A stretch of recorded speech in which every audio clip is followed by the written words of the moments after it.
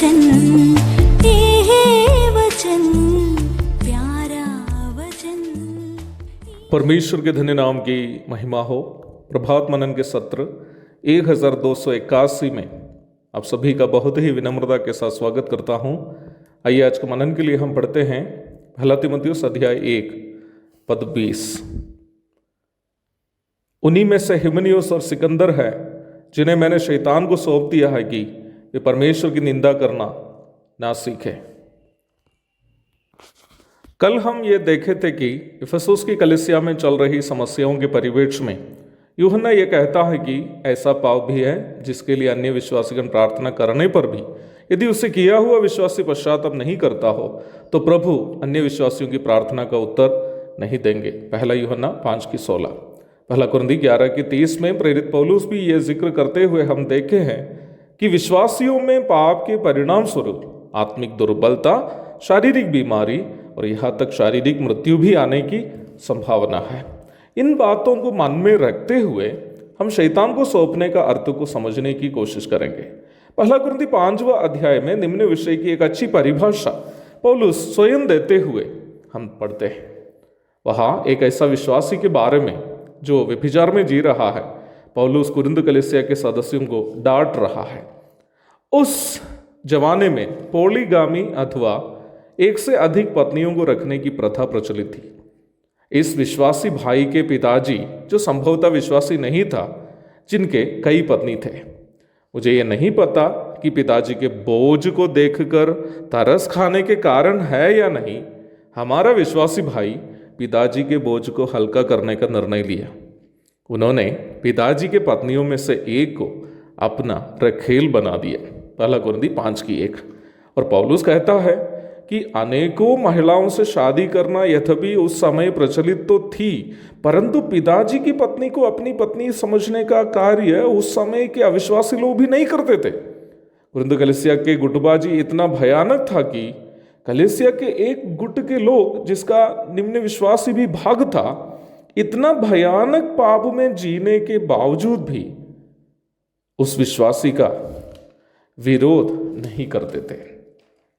शायद अन्य गुट के लोग इसलिए विरोध नहीं किए क्योंकि उनके गुटों में दूसरे प्रकार के पाप करने वाले थे।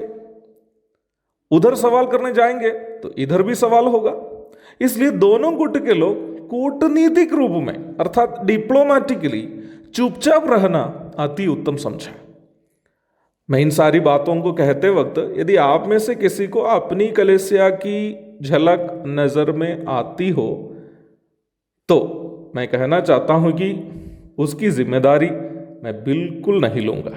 आप उसकी जिम्मेदारी पवित्र आत्मा के ऊपर डाल सकते हैं।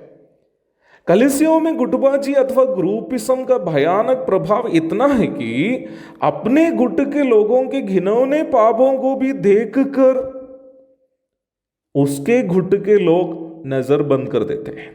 कई कलीसियाएं पापों में डूबकर समाज के सामने प्रभु की निंदा का कारण बनने का एक मुख्य कारण इस प्रकार के गुटबाजी अथवा ग्रुपिज्म ही है। कुरिन्थ की इस हीन घटना के बारे में सुनकर पौलुस प्राचीनों को आदेश देता है, ऐसा मनुष्य हमारे प्रभु यीशु के नाम से शरीर के विनाश के लिए शैतान को सौंपा जाए ताकि उसकी आत्मा प्रभु यीशु के दिन में उद्धार पाए। पहला कुरिन्थी 5:4 और 5।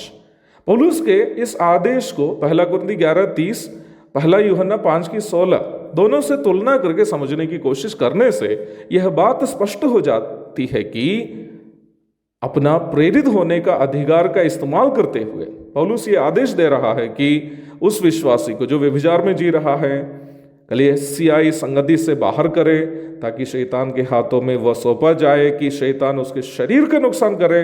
पर इसी पद में यह भी स्पष्ट है कि उसकी आत्मा यीशु मसीह के आगमन में अवश्य स्वर्ग प्राप्ति करेगी, क्योंकि उन्होंने यीशु मसीह को अपना उद्धारकर्ता के रूप में ग्रहण किया था। अर्थात वो व्यक्ति अपना उद्धार किसी भी कारणवश नहीं खोएगा, परंतु समय के पूर्व वह इस धरती से जा सकता है। पहला तीमुथियुस 1:20 में झूठी शिक्षा फैलाने के बारे में हिमनियुस और सिकंदर के विषय में भी पौलुस इसी बात को ही कह रहा है। इस विषय को स्पष्ट करने के लिए कुछ और बातें समझने की बड़ी अनिवार्यता है। और हमें ये भी बात समझनी चाहिए कि वो पाप क्या है जिसके लिए यहाँ तक प्रार्थना करने से भी प्रभु शायद उत्तर नहीं देगा, जिसकी क्षमा प्राप्ति के लिए। प्रभु दया करे तो उन बातें मैं कल आपसे बताऊंगा, परंतु अवश्य याद रखें प्यारो, पाप में यदि हम जिएंगे परमेश्वर हमारी ताड़ना अवश्य करेगी, और जिसमें हमारी आयु पूरने के पहले यहाँ से विदा होने की बात भी आ सकती है। प्रभु दया करे इस विषय का अध्ययन हम लोग कल करेंगे, बहुत ही पवित्रता के साथ, पश्चाताप के साथ जीने के लिए प्रभु हमारी सहायता करे। बीते दिनों में, बीते सालों में हमारे जीवन में जो कमी घटी हुई है, पश्चाताप यदि करेंगे प्रभु अवश्य हमें क्षमा करेगा। मेरे प्यारो, ऐसा ही एक जीवन बिताने के लिए ये अध्ययन हमारी सहायता करे। प्रभु के धन्य नाम की महिमा हो, आमीन। भोजन है आत्मा में भूखे कोयल, पानी है आत्मा में प्यासे कोयल, पालन जो करते हैं उसके लिए आशीष पाने का साधन है।